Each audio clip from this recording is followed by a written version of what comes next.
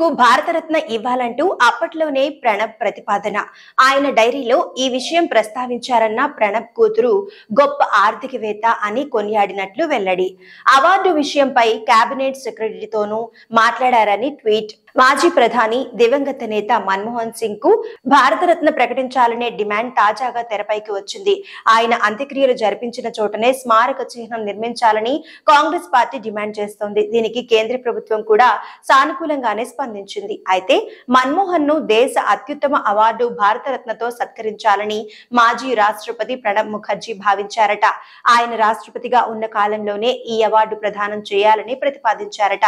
ఈ విషయాన్ని ప్రణబ్ ముఖర్జీ కూతురు శర్మిష్ఠా ముఖర్జీ తాజాగా వెల్లడించారు. ప్రపంచవ్యాప్తంగా గుర్తింపు తెచ్చుకున్న గొప్ప ఆర్థికవేత్త, భారత ఆర్థిక రంగంలో గొప్ప సంస్కరణలు తీసుకొచ్చిన వ్యక్తి మన్మోహన్ సింగ్ అని ప్రణబ్ ముఖర్జీ తన డైరీలో రాసుకున్నారని శర్మిష్ఠా చెప్పారు. అలాంటి గొప్ప నేతను భారతరత్నతో సత్కరించడం సముచితమని 2013లోనే ప్రతిపాదించినట్లు పేర్కొన్నారు.